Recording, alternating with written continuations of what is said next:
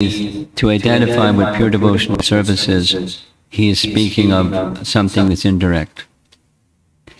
The indirect is part of the Vedas. It's propitiating devas to get something.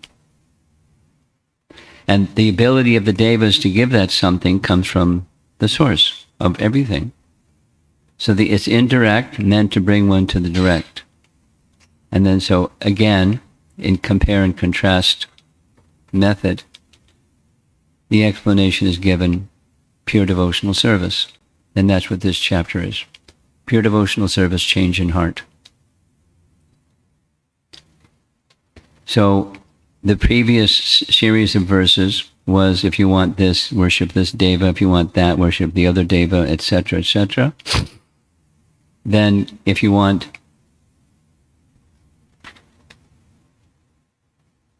spiritual advancement to knowledge,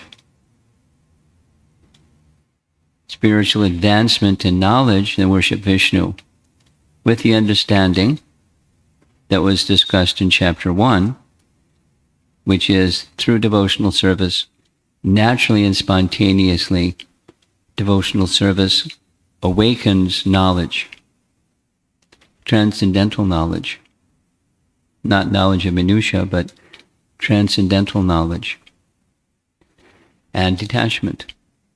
Because in the indirect processes, knowledge, gyan, and detachment from the fruits of work, karma pala tyag, they're recommended without necessarily attaining the culmination, but they're valuable to move in that direction, indirect. However, when one takes the direct, knowledge awakens. Transcendental knowledge awakens.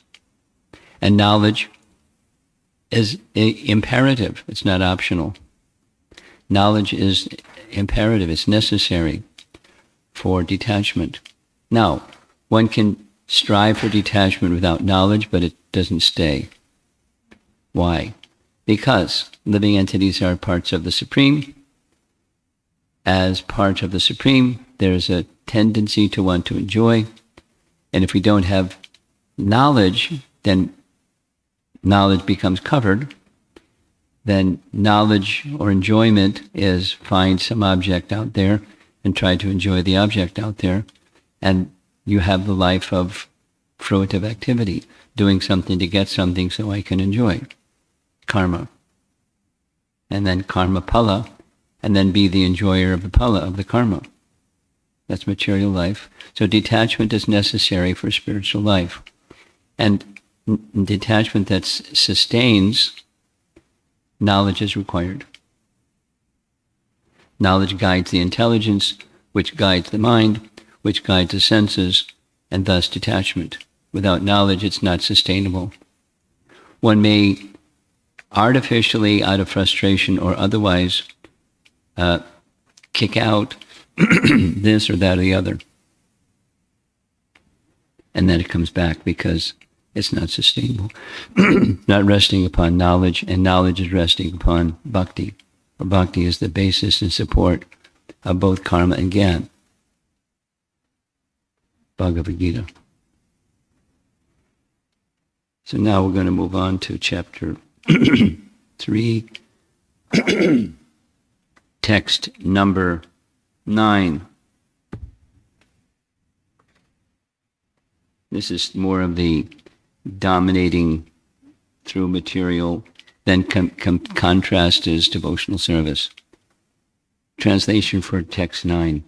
One who desires domination over a kingdom, in case you wanted to desire to dominate over a kingdom or an empire, just in case, you should worship the Manus. One who desires victory over an enemy should worship the demons, in case you want to really be good at victory over enemies. One who desires sense gratification, yes, sense gratification, worship the moon. But one who desires nothing of material enjoyment should worship the Supreme Personality of Godhead. Purusham param. Purusham param. This connects back with the introductory verses of the first canto. Satyam param dhimahi. Purusham param. Akama purusham param. Purport. For the liberated person, all the enjoyments listed above are considered to be absolutely useless. Only those who are conditioned by the material modes of external energy are captivated by different types of material enjoyment. In other words, the transcendentalist has no material desires to be fulfilled, whereas the materialist has all types of desires to be fulfilled. The Lord has proclaimed that the materialists who desire material enjoyment and thus seek the favor of different demigods, as above mentioned, are not in control of their senses and so give themselves to nonsense. One should therefore not desire any sort of material enjoyment, being sensible enough to worship the Supreme Personality of Godhead. Prabhupada's strong. The leaders of nonsensical persons are still more nonsensical because they preach openly and foolishly that one can worship any form of demigod and get the same result. They even have a slogan. Same result. This sort of preaching is not only against the teachings of Bhagavad Gita or those of Srimad Bhagavatam, but it is also foolish, just as it is foolish to claim that with the purchase of any travel ticket one may reach the same destination. No one can reach Bombay from Delhi by purchasing a ticket for Baroda. It is clearly defined herein that persons impregnated with different desires have different modes of worship. But one who has no desire for material enjoyment should worship the Supreme Lord, Sri Krishna, the Personality of Godhead. And this worshipping process is called devotional service. Pure devotional service means service to the Lord without any tinge of material desire, including the desire for fruitive activity and empiric speculation, karma again, right? For fulfillment of material desires, one may worship the Supreme Lord, but the result of such worship is different, as will be explained in the next verse, celebrated verse, the Akama Sarvakamova verse. Generally, the Lord does not fulfill anyone's material desire for sense enjoyment, but he awards such benedictions to worshippers of the Lord, for they ultimately come to the point of not desiring material enjoyment. The conclusion is that one must minimize the desire for material enjoyment, and for this one should worship the Supreme Personality of Godhead, who is described here as Param, or beyond anything material. Sripad Shankaracharya has also stated, Narayana Paro Vyaktat. The Supreme Lord is beyond the material encirclement.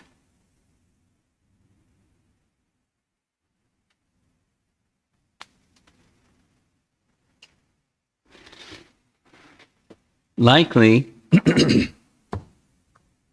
the followers of Adi Shankaracharya have a different rendering of that statement than Vaishnava's rendering of that statement. And it probably has something to do with, I don't know, it probably has something to do with what is Narayana. And if your position, since the position is there's nothing but Brahman, then it's another way of saying Brahman is beyond the manifest. And Narayan is Brahman, because everything is Brahman, so Narayana Paro Vyaktat. End of story. However, our understanding of Narayan is different than the undifferentiated Brahman. Narayan is the pratishta of the undifferentiated Brahman, and both Narayan and Brahman are beyond the vyakta, the manifest state of material existence.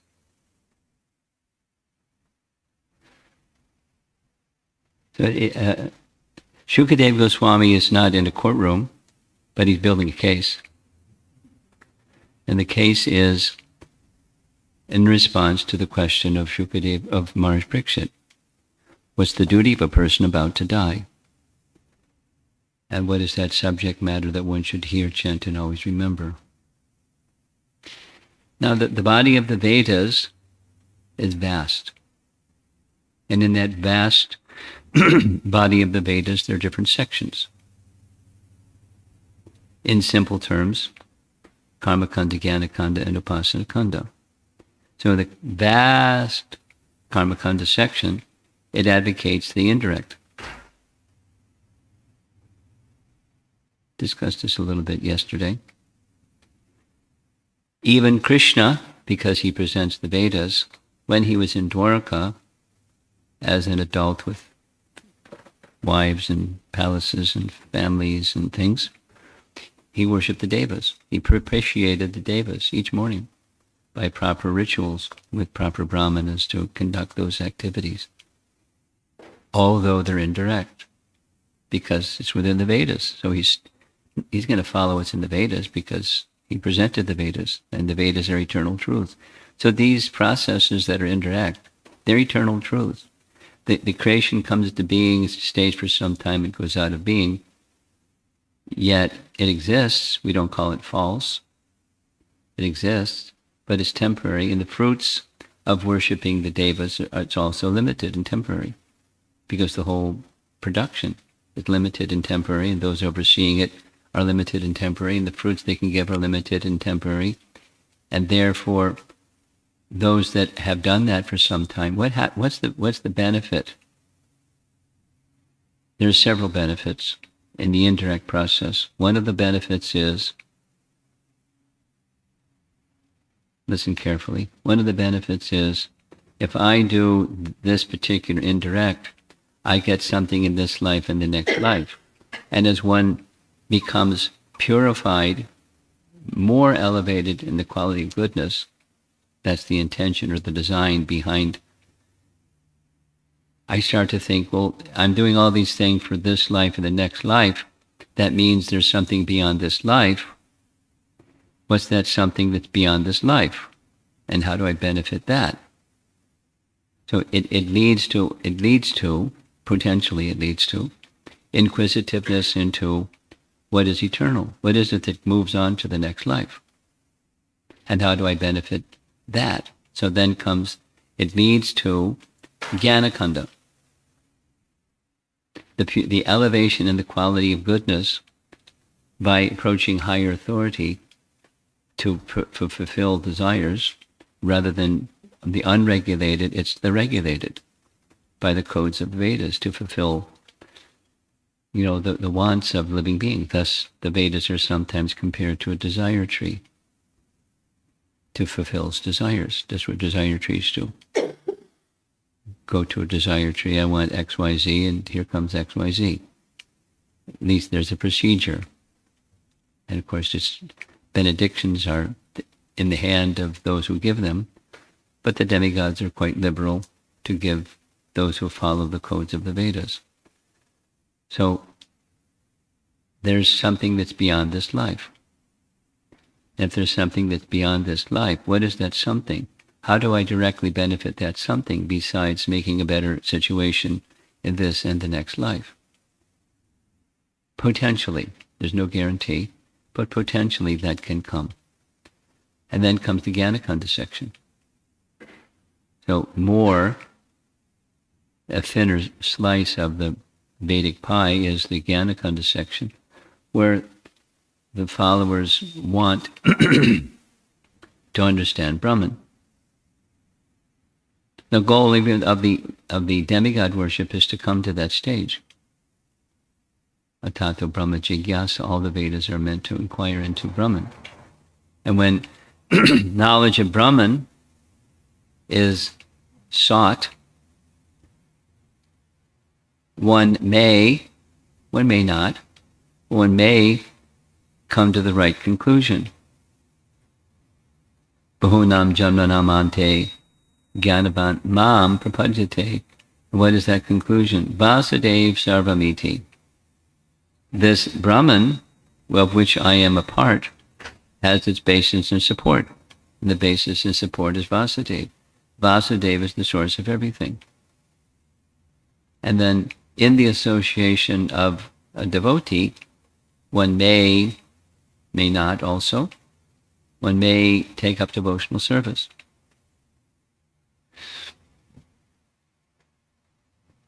That's a long route, long path, and it's lots of detours to get to the destination, and one may not get to the destination. Certainly not a guarantee. Just like in the direct process, those more intelligent, therefore it's said regularly, especially by our founder Acharya, the most intelligent persons are those who just directly take up devotional service. Why the indirect that has many detours and you may never get there? Even with devotional service, there's curves in the road, and there's bumps in the road, and there's no guarantee you're going to get across the finish line. But there is certainly a guarantee by devotional service that spiritual progress is permanent, in contrast to material progress is not permanent. Antavatu palam tesham. So the benefits are quite impermanent.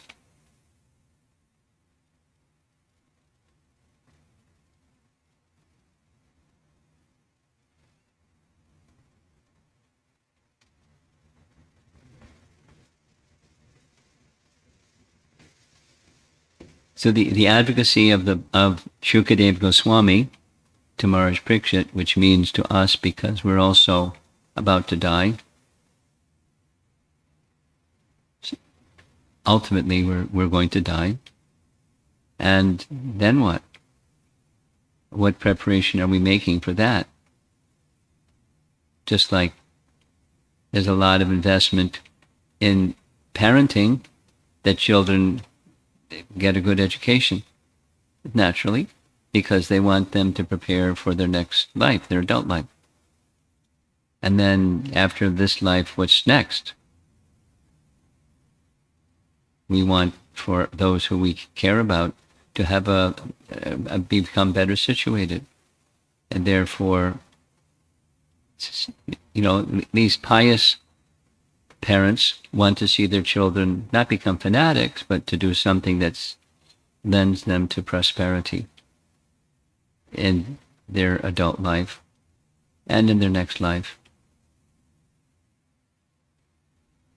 I met one student, there's many, but one student who was very honest. He said, I started taking part in the Bhakti club at school because I had been trained I will do better in school, and I'll prosper better from the fruits of my education if I do pious things. So here's a good pious thing, so I'll go do this pious thing because it'll help me prosper.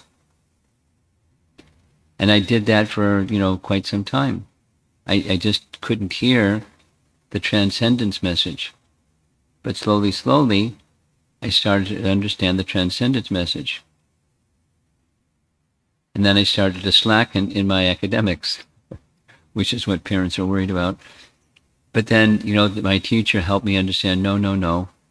You must, there was a rule in that particular Bhakti Yoga club, you must excel in your academics because other students want to excel in academics, and if they see you're involved in Bhakti and you're slacking in your academics, they'll stay away from Bhakti. So it's a duty to help inspire them. And there's other reasons. But so I got back into doing my studies for Krishna as an example of, here's a Krishna Bhakta. And I put 2 and 2 together and I got 4. It really makes sense. So the student went on and became a nice Hare Krishna devotee. But it started with just thinking this is some pious activity. And that happens in our congregations, not just among students, isn't it? People come because they know it's pious. They come to the temple to take darshan of the deity. They make some offering of something, put something in the hundi box, say a few prayers, and do whatever their training is from childhood, and on off they go. It's it's an investment in their piety bank account, and that's how they're thinking. It's quite okay. It's not the highest platform. That's the next verse. Sarva kamova. So if supposing one has lots of desires, go to the source. The indirect is not required. The direct is required. And even if the motivation is sarva kama, go to the source. Go to Krishna. The difficulty, there's many difficulties. One of those difficulties is once that which is desired is achieved, then one can check out. Thank you, Krishna. See you later.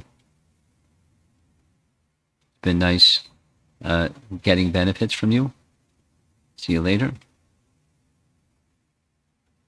That can happen. Or by bad association, one gets distracted into the unlimited facilities of objects out there that come to one. Access to them comes to one who has prosperity or has piety, and then get distracted by the objects.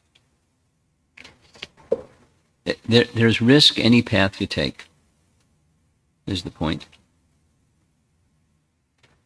There's risk in the bhakti path as well, the direct bhakti path.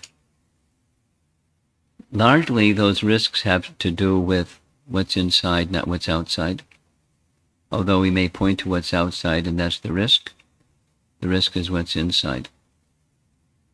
And, the desires separate from Krishna is strong. That's why we're here.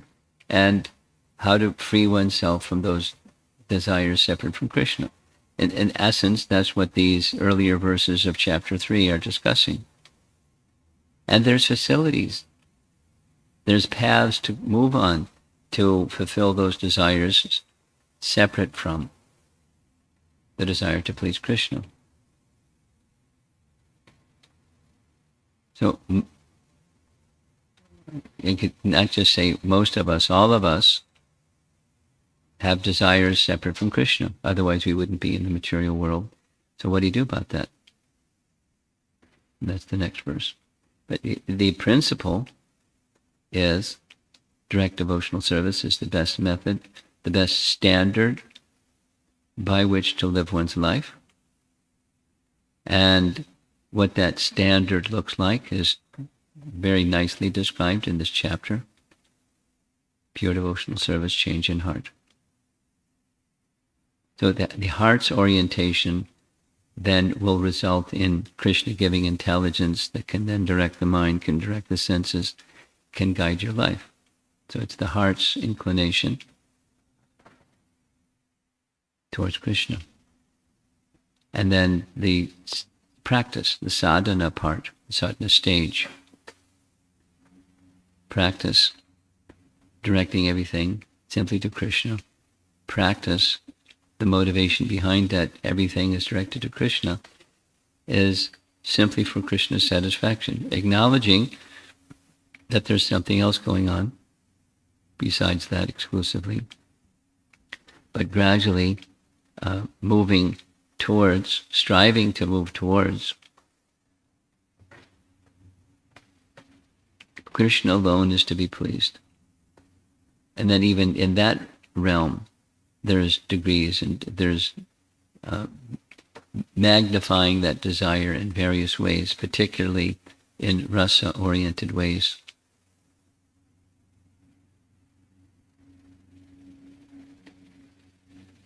I came across something in Bhakti Rasamrita Sindhu this yesterday that I thought I would share.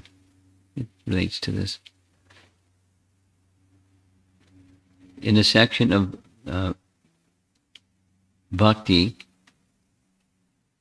because Bhakti Rasa Amrita Sindhu, in the Bhakti section dealing with sadhana, there's a description of, in the sadhana stage, we engage our body, deha, and senses, indriyas, in Krishna's service. And if the purpose behind that sadhana is clear, that is, to gain the association of Krishna in some form or fashion, awaken our relationship with Krishna, then Krishna reciprocates.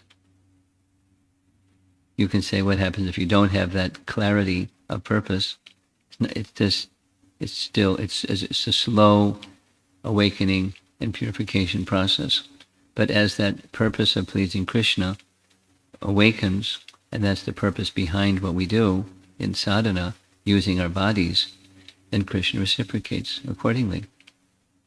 So an example that's given by Rupa Goswami to illustrate, use their body with the longer term purpose of having direct interaction with Krishna.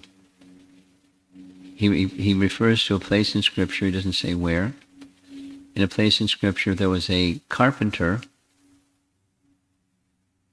who took it as his karma that he would not have a son.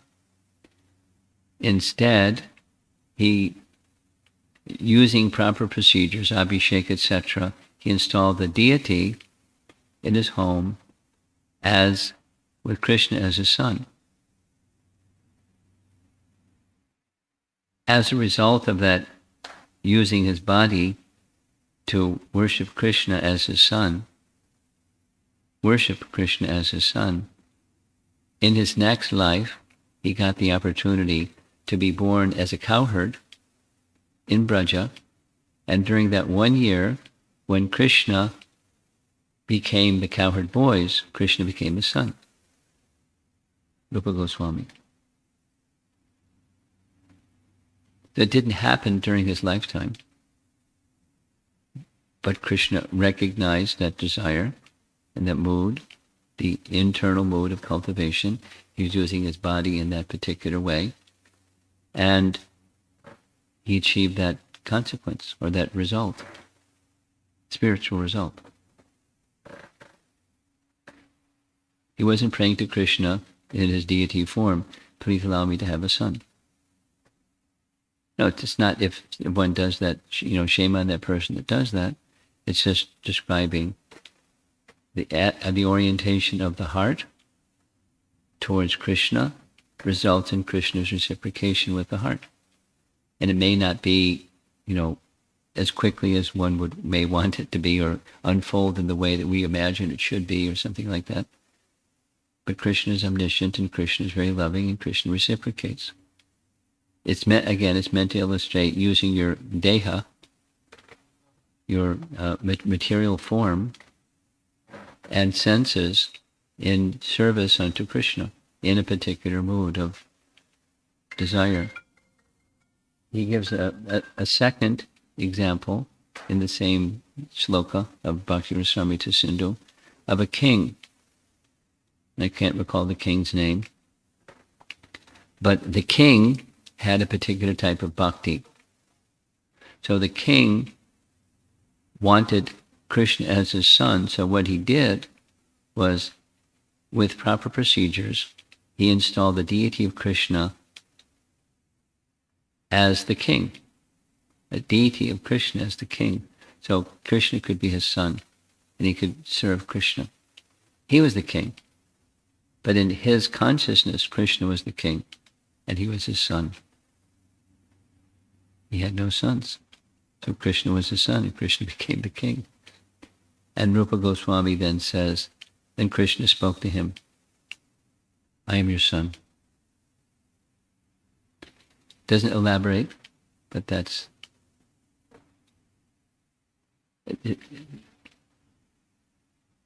Now, Rupa Goswami is the writer of this, and Rupa Goswami is teaching us how similarly we can perform sadhana and in a proper way, where the goal is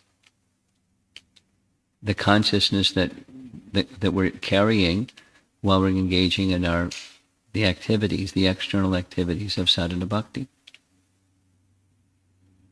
The essence of sadhana bhakti is not activity per se.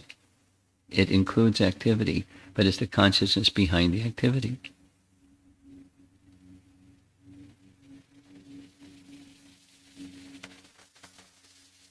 Just using again the example of deity worship. So our pujaris can develop the highest stage of Krishna bhakti through the medium of the service, but it's not just the service, it's the consciousness and cultivation of a relationship connected with that service. Same for the persons who come and see the deity. They can see it, they can have a conception of seeing the deity as a type of pious activities that will help me prosper. And so I do the thing that you're supposed to do. I bring some flowers or bring some bag of grain or bring something.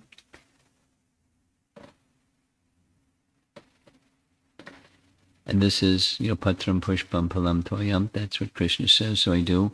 And what's the result? I'm going to get some piety. So in this life I'll prosper, in the next life the fruits of piety.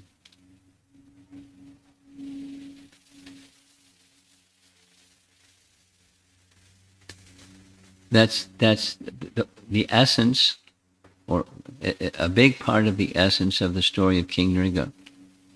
He was a Krishna Bhakta.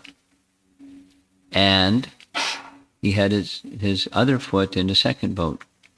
The second boat was giving in charity. And the purpose behind the giving in charity was prosperity in this life and the next. He was mixed, Karma Kanda and Bhakti. So he got the fruit of his Bhakti, and he got the fruit of his Karma Kanda. And the fruit of his Karma Kanda came in the form of Krishna arranged for him to make a mistake in his rituals of charity. He gave a cow, he gave many cows, a very large number of cows every day. Where he kept those cows, who can say? But he kept so many cows and gave in cows, so many cows daily to brahmanas, and so much wealth, and gold and jewels and ornaments and clothing and so many things. He was very, very, very, very, that's 4 varies, charitable. But one day, misfortune. One of the cows he gave wandered from the brahmana, went back in the herd, he gave it to a second brahmana. And then when the second brahmana was seen by the first brahmana, wait a minute, that's my cow. I don't know how we distinguish which cow is whose and anything, but that's my cow. No, it's my cow. Let's go to the king and settle it. The king understood. I made a mistake. Please forgive me. I can go to a serious hell if you don't forgive me. Please, please, please forgive me. And here, I'll give you 1,000 cows of the best quality for each of you. Please give that one cow back to me. He's begging charity from a brahmana. No. So at the end of his life, he had to meet Yamaraj, because he had that foot in that Karmakanda boat. Yamaraj said, you're a superlative person, but you made this mistake. So you have to take responsibility for it. Which would you like? Enjoy the fruits of your piety in the heavenly realm, or finish the reaction for this misdeed. So he said, well, I'll take the misdeed and then I'll just prosper. So he became a lizard. Poof, just like that, it says. He immediately transformed into a lizard. And long time later, because according to the Bhagavatam, according to two places in the Bhagavatam, he was the son of Ikshvaku. So Ikshvaku was long ago gone. Not only a previous yuga, but a previous yuga cycles. So anyway, he was a lizard in the bottom of a well. The boys, Krishna's sons, were out playing and became thirsty and saw the lizard and asked Krishna to lift him out. They felt sorry for the poor lizard at the bottom of the well. He was big as a mountain. Krishna touched him. He transformed into King Nriga. Krishna asked, as if he didn't know, who are you? You're showing this form like a demigod. And you're in the bottom of a well like a lizard. How did that happen? Who are you? So he gave his story. I'm the famous King Nriga. You probably have heard of me. A little proud. Oh, was I charitable, and then this misfortune happened. And so I had to become a lizard. And now that you have touched me, that curse of becoming a lizard, or the reaction, because some say it's just a karmic reaction. Some say it was because this story is told in other Puranas. Some say it was a curse of the Brahmanas. Anyway, so what happened? He asked permission from Krishna. An airship descended, Vimana, and took him off to the heavenly planets to enjoy the prosperity of his so much charity. And Krishna benedicted, and when you're finished with all of that, you can come to me. But he didn't go straight to Krishna because he still had this, and had this aspiration. He had not yet become a pure devotee, but that contact with Krishna, that hankering is exactly what's being described here. That hankering for material enjoyment had dissipated, gone. But he still had to engage for some time in the heavenly realm. And who knows, there may have been some service for him to Krishna in the heavenly realm of some situation. We don't know. Not described. So there's consequences for following the indirect method. But the benefit is to bring one to the direct method. And we're very fortunate, by the mercy of our founder Acharya, to come in direct contact with the direct method and work from there. And we have, a distance to go. That's quite okay. We're on the path, that's the direct method, and it's meant to take us to Krishna. Just stay on track.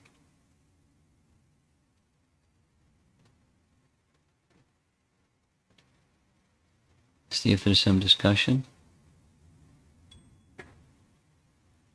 It's 8:30. I have a question. You have a question.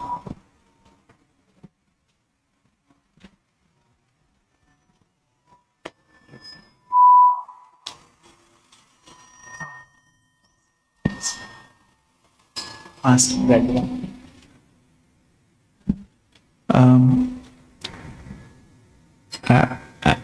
I take a lot of help, or this Falastuti from these chapters. Some examples are, when we are distributing Bhagavatam, I say it is Punya Shavana Kirtana, you will get a lot of piety. And another example is even in Manasiksha, Raghunath Das Goswami says that you'll get, if you want to go back to Krishna, these verses help. So I take a lot of help on this Falastuti and promote that. Is that okay? Yes. Now, how people take it and how you take it may be different.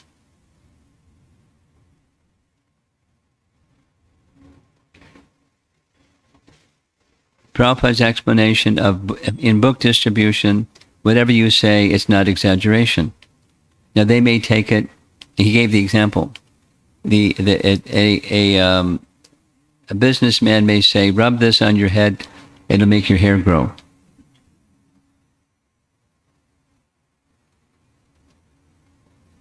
But in the case of glorification of the Bhagavatam, there's no exaggeration. Now, how people will take it is up to them. But, to encourage them from wherever they are, same as it's right in the Bhagavatam, one who hears this something, something. I've been in devotee audiences, I forget which chapter, in the 10th canto, but, at the very end, there's this Palastuti. One will become free from all anxiety. And the audience went, ah. But, they know it's philosophy, but one who even hears once, one becomes freed from something. No harm. Yes?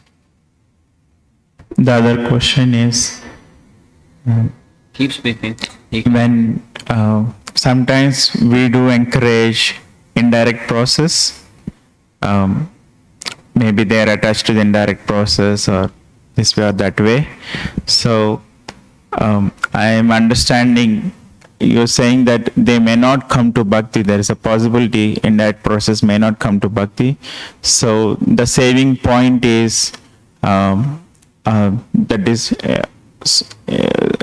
understanding the temporality of the the gifts from the indirect process, like there is a death coming or there is eternal space, like that. So is that the right way to, like, basically when we are encouraging indirect process, knowing that there is that thing that they will not come to bhakti, so but then the saving point is encourage that there is some eternal space, there is a death going to come. Is that a good way to approach?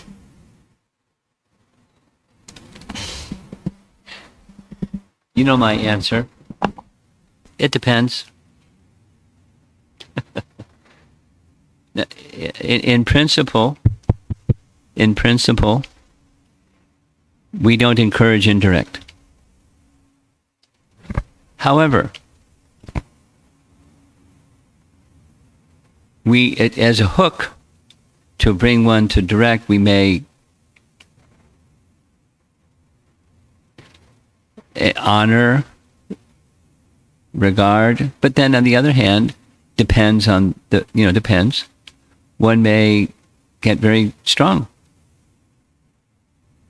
Look at the language, nonsense, right in the purport.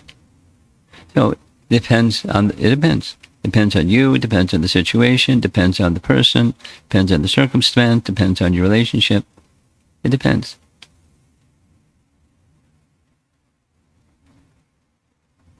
There are different ways of encouraging. That's very good. Have you considered, or have you considered that this indirect is limited and temporary?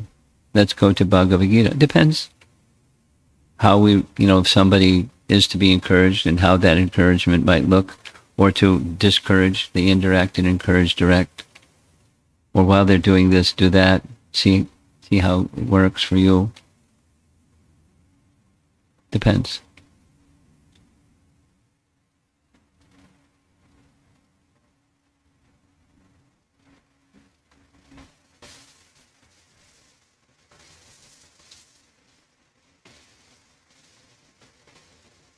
Hare Krishna Guru Maharaj, this point you made, how knowledge is imperative for detachment.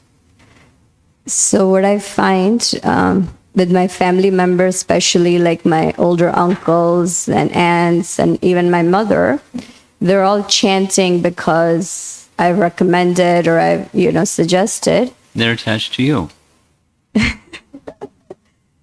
That's fine. But That's they fine. don't have any inclination to gain knowledge why they're chanting, or should I try? I try to help them. They're taking some Gujarati Bhagavad Gita classes with Kathamrita Mataji, but they don't seem so inclined to know.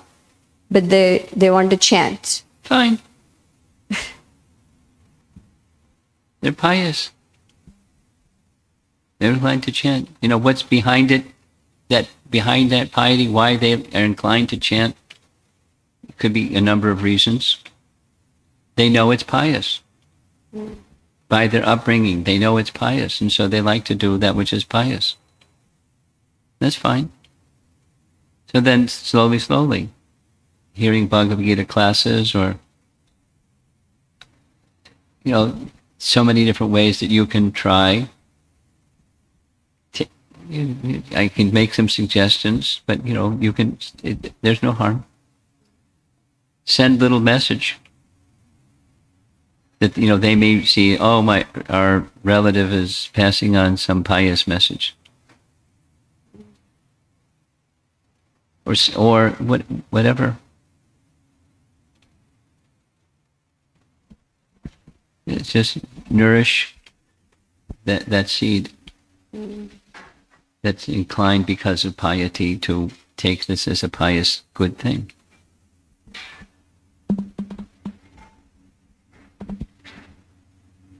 You can, you can try, for example, another door to knock on is offer their food. And the purpose is this. So that's a door they may not want to open. It's a door they may want to open. If they want to open it, here's the purpose. So, and as life becomes not just a series of rituals that are pious and lead to piety and prosperity in this the next life, if knowledge can be awakened through different doors, worshipping of a deity, and then the purpose. So it depends. So, but continue to encourage.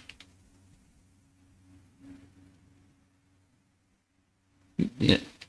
Here's another monthly or bi-weekly or weekly or something. A little passage.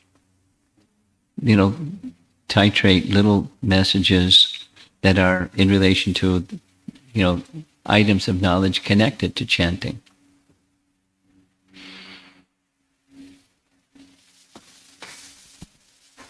Or because there's reverence for Bhagavad Gita in Gujarati families, minimally because Gandhi revered Bhagavad Gita, so little messages, not necessarily from his rendering, but little messages, little ones, that values knowledge or the fruit of knowledge.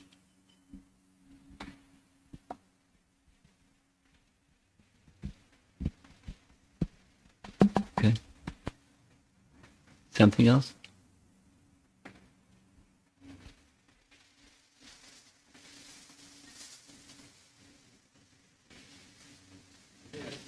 You have something? Okay.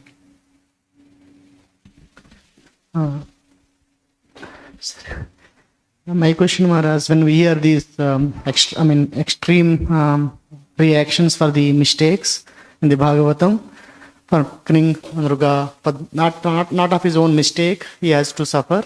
So, or he has to take that punishment. So, my mistakes is much bigger, even knowingly. It sometimes it's very scary, right? Is this they're given in Bhagavatam for us to? Is that how generally the reaction is going to be, or is it just to teach a lesson? It's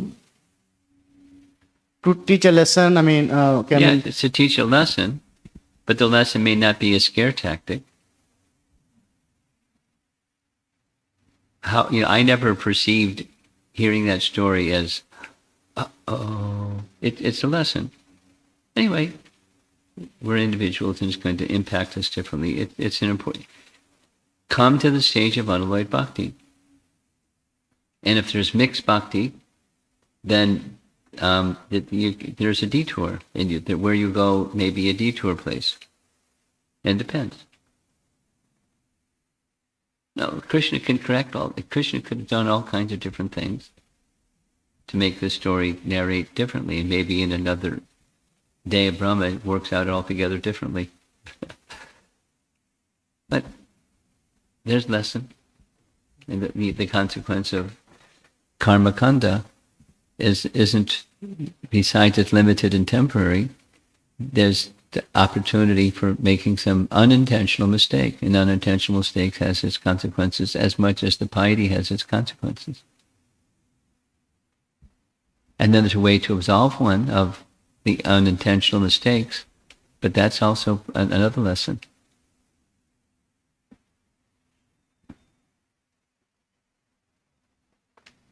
The purpose is to draw our attention to Krishna, of unlimited, unrestricted attention in Krishna. And there's degrees, and there's nomenclature for those.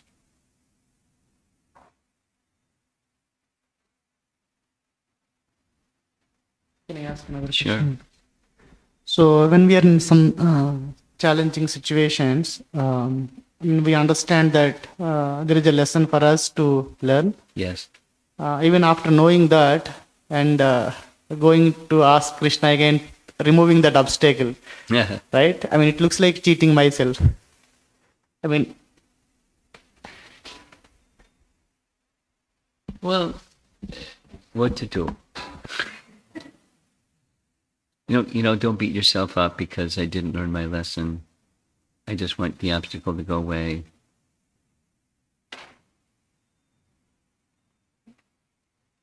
The stage that we are in, each of one of us, the stage that each one of us is in bhakti, is itself a lesson that we need to learn, and the opportunities to learn will keep coming again and again and again and again and again and again and again until we learn. There may be intervals of time, but they'll come again till we learn. And that learning is a higher consciousness position. So we have to act according to our capacity while we're striving for the higher consciousness objective.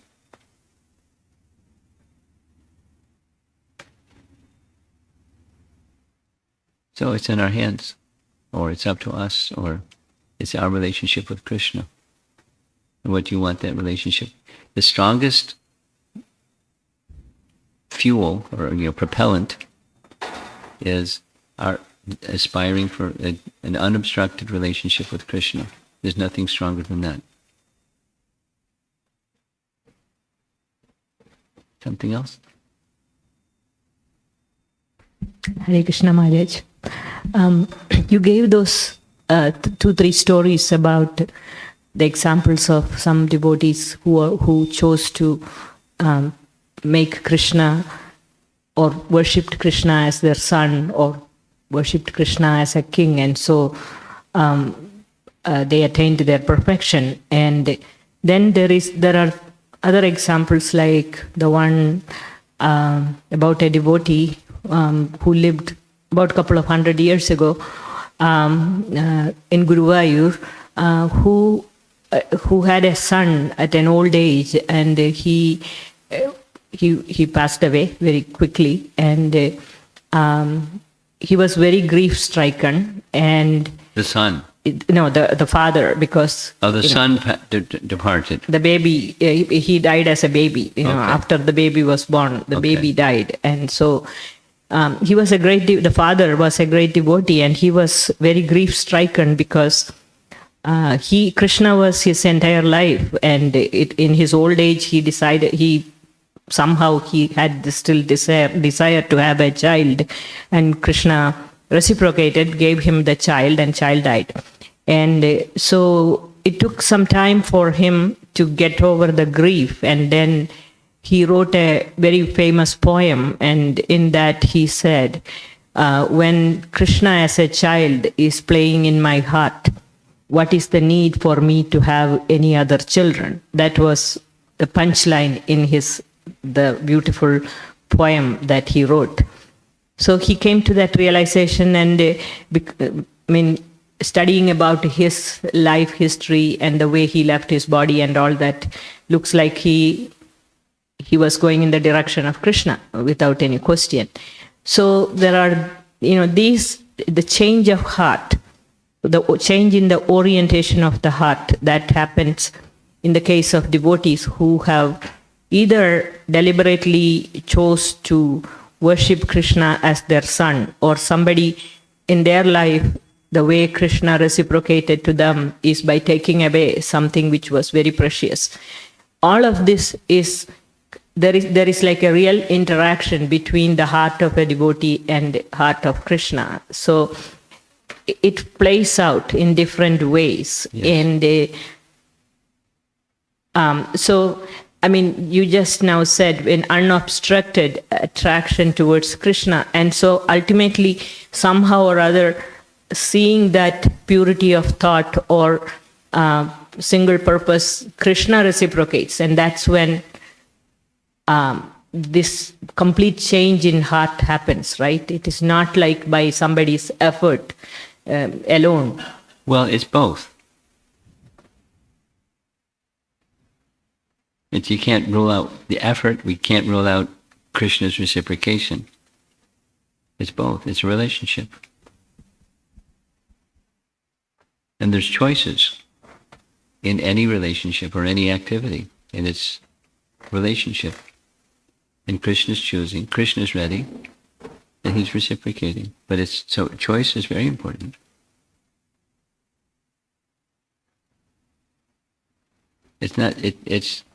This is another big topic. Is Bhakti, I want to go into it right now, because at the end of the class, is Bhakti our actual nature, or is Bhakti bestowed? So it's both. It's our nature, and it's nurtured. So anyway, so I have to, modify or comment on.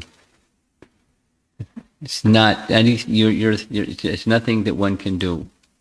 It's bestowed, and that's it. Or if it's not bestowed, that's it. I think I saw an article on that you had sent. So it is both, and yet it feels love is in the heart of all the living entities, and loving is that nature is there in everyone, and so how could it not be there within the heart of living entities in any case? Because that's we're in the same team, but there's some persons who say no. Anyway, okay.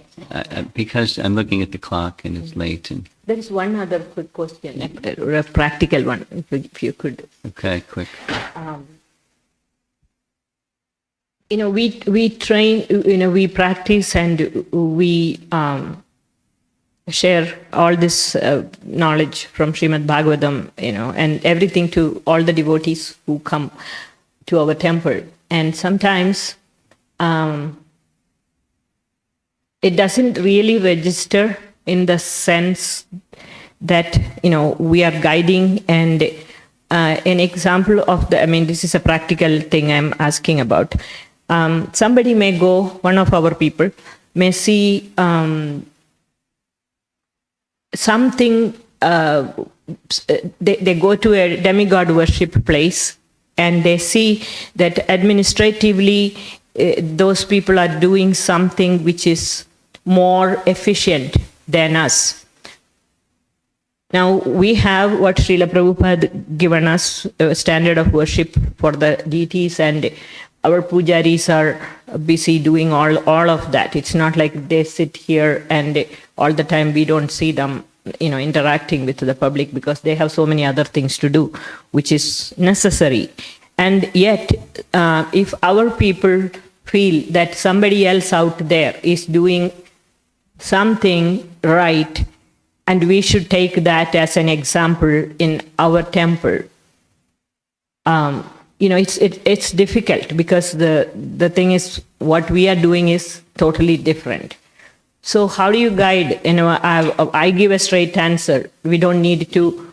There is no reason to take guidance from such source. Oh no, but we can take guidance from any source if that looks somewhat more practical than what you are doing here. When I get an answer like that, how do you guide? Because these are people who are trained here.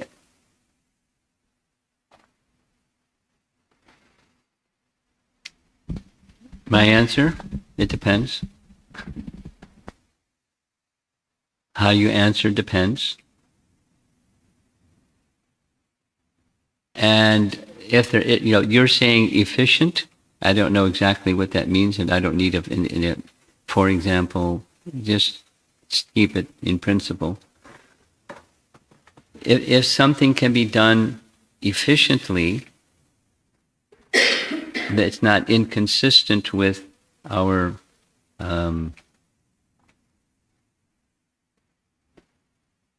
the siddhanta and the padhatis of archana, that's just fine. But we have our procedures. So our faith depends on the person and the point that's being brought up, and so many other variable depends on. But what a simple answer is the teachings on our procedures, if it's specific to deity worship, it comes from Hari Bhakti Vilas, which was compiled by Gopal Bhatta, following the exact procedures in Sri Rangam, and it was customized to follow the teachings of Lord Chaitanya by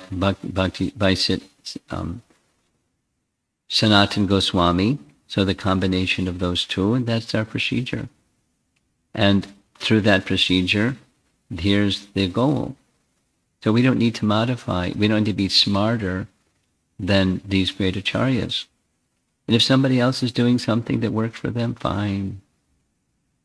And we follow the procedures given to us by these exalted acharyas, the fruit of which is perfection in bhakti. So can we learn from others that do things very nicely? Well, we can respect. And if there's some portion of what they do that it fits well, and it conforms, it's in alignment with Hari Bhakti Vilas and our acharyas' methods that are fully replete in scriptural references. So there may be some other scriptural references, some other following is different, that's fine. We don't disrespect it, but we have full faith and full regard for the authorities of Scripture, the rendering of those authorities of Scripture, and our following of those authorities from Scripture in our disciplic mind. We respect others. Now that may sit well, it may not sit well. They may keep saying it again for the next 15 years, and that's up to them. And they may say, look, you people, you're rigid, and I'm out of here. We'll be respectful that they want to do something differently. It depends on the person. And a big part of their acceptance is not their faith in our disciplic succession, but it has a lot to do with their faith in you as a person and a leader of a group of persons. You're representative of that disciplic succession, and your character, your disposition, your qualities has a big impact on whether they'll accept whatever you say. And their stubbornness has another big factor. I don't care. You got to do it. You got to be like me. And I'm this eclectic person that I take wherever I can, and that's me. So you should do like me. Some people are stubborn. You just smile. And they'll continue or they'll not continue. They'll be happy or they'll not be happy. That's their choice. We're followers. we're respectful. That others have a different method and, whatever, fine. We're very faithful. And that's who I am as a leader. That's who we are as an organization. We're not disrespectful, so please don't disrespect. We follow. Please respect that. Depends.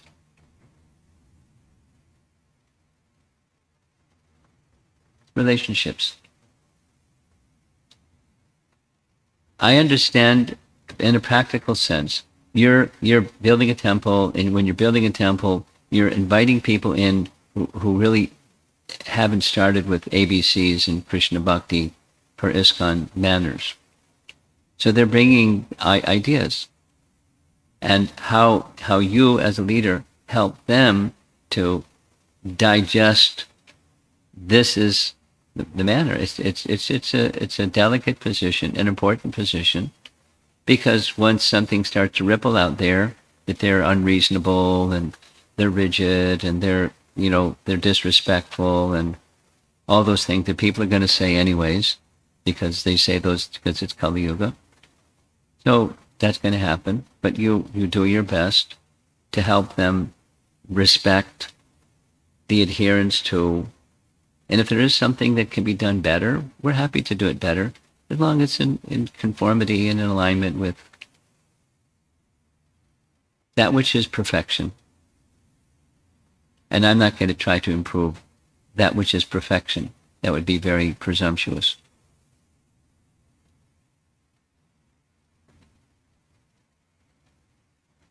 While respecting other people do things in a different way for whatever the reasons. And whether what they're doing is in conformity with their line, I'm not going to go there. I'm not going to judge that. Who knows if things got twisted or changed or whatever. My responsibility is that which Lord Chaitanya, the gift that Lord Chaitanya gave, and those who are his intimate associates and followers, the method of and practice and procedures, we follow that.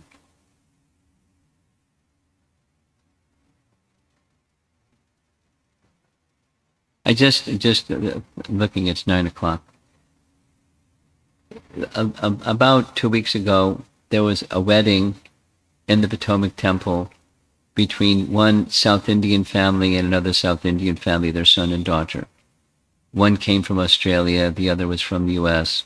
And the pujari somehow find out or knew or whatever the rituals that South Indians like. And he just, all the mantras and all the procedures and exact timings and everything according to their liking, which is not our Gaudiya style. I mean, I saw something that I never saw before. Maybe you saw it before. But, the bride, who's like 27 or something like that, sits on the lap of her father, and there's certain mantras, da-da-da-da-da-da, da-da-da-da-da-da, da-da-da-da, and I'm turning my daughter over to her new shelter, and she stands, and so it's a ritual, and it's a very important part of. So we can accept it because it's not out of alignment, and that there's a certain tradition. So that's fine, but when it's not that, we do this, because we do this. That's Hari Bhakti Vilasa is given to us by our choice. We have our mantras and we have our procedures. And it can be done simpler, it can be done more elaborately and so forth. Just like deity installations can be 3 days. Or it can be 1 hour. Or somewhere in between. And it's not like this is right. If this is right, then that's wrong, and vice versa. So there can be flexibility, provided there's conformity and if there's not inconsistency. And on occasion, we may do something. But we have our standard. And that's who we are. That's who we are, with a smile. And good character. And good demeanor. Respect. No disrespect. If they throw disrespect at you, you smile.